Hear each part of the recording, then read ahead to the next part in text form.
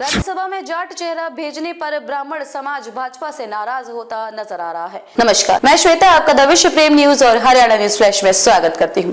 तो चलिए रुक करते हैं आज की प्रमुख और बड़ी खबर पर कि ब्राह्मण का कार्यकाल पूरा होने पर ब्राह्मण को भेजा जाना चाहिए, जिसमें रामविलास शर्मा को लेकर आवाज उठी है।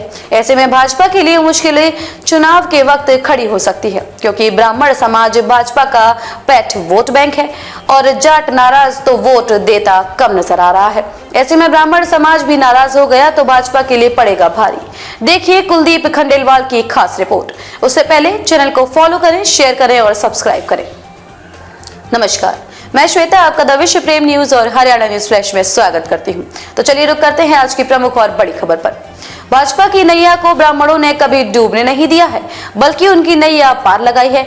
फिर भी क्यों भाजपा ब्राह्मणों के साथ अनदेखी कर रही है? यह सवाल तब उठा जब डीसी वत्स की जगह खाली हुई ब्राह्मण सीट पर जाट को भरने की बात हो रही है।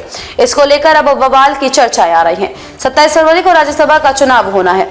इसमें खबर आई है कि भाजपा सुभाष बराला, कैप्टन अभिमन्यु, देवेंद्र कादियान और ओम प्रकाश धनगढ़ का नाम चर्चाओं में आया है।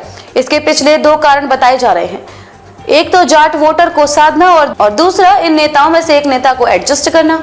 इस पर ब्राह्मण समाज में चर्चा है कि हारे हुए नेताओं को एडजस्ट करना है तो उसमें रामविलास शर्मा भी तो हैं, उसको भी एडजस्ट किया जा सकता है, पर वो करते नहीं हैं। इस बात को लेकर अरविंद शर्मा ने आवाज उठाई है। अरविंद शर्मा ने कहा था कि 2014 में रामविलास शर्मा के साथ धोखा हुआ।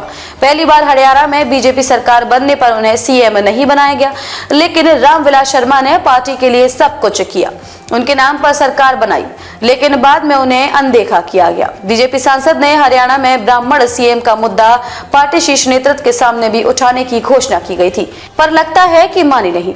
देखा जाए तो हरियाणा की सियासत अभी तक जाटों के इर्द गिर्द सिमटी हुई है, लेकिन अब उत्तर प्रदेश की तर्ज पर ब्राह्मण राजनीति का ताना बाना सूबे में बुनने की कवायद चली, पर इसी बीच में रह गई। हरियाणा में ब्राह्मण वोटरों की संख्या करीब 12% है। ये वोटर करीब 12 विधानसभा सीटों के नतीजे प्रभावित करने की क्षमता रखते हैं। यही नहीं, 3 लोकसभा सीटों पर भी इनका दबदबा है। यह ब्राह्मण वोट की ताकत ही थी कि 2019 में लोकसभा चुनाव में जाट समुदाय के मक्का कहे जाने वाले रोहतक संसदीय क्षेत्र में बीजेपी के ब्राह्मण प्रत्याशी डॉक्टर अरविंद शर्मा ने जीत दर्ज की थी। अगर हरियाणा की राजनीति में इतिहास को देखेंगे तो यहाँ से अभी तक एक बार ही ब्राह्मण सीएम बना है। 1962 में भगवत दयाल शर्मा संयुक्त पंजाब के मुख्यमंत्री बने थे। भगवत दयाल शर्मा के बाद कांग्रेस के विनोद शर्मा ने भी ब्राह्मण नेता के रूप में प्रदेश में अपना दबदबा रखा। इसके बाद बीजेपी रामविलास शर्मा भी तेजी से आगे बढ़े, लेकिन 2019 में चुनाव के बाद अचानक वह कहीं खो गए। अब देखना दिलचस्प रहेगा कि क्या राज्यसभा में ब्राह्मण नेता को राज्यसभा में भेजा जाएगा या फिर यह तो आने वाला समय ही बताएगा। आप भी इस मसले पर अपनी राय कमेंट्स बॉक्स में जरूर दें। देश और प्रदेश की खबरों को देखने के लिए विश्व प्रेम न्यूज और हरियाणा न्यूज फ्लैश को शेयर और सब्सक्राइब करें। देखिए कुलदीप खंडेलवाल की खास रिपोर्ट। खबरों में अब तक के लिए बस इतना ही।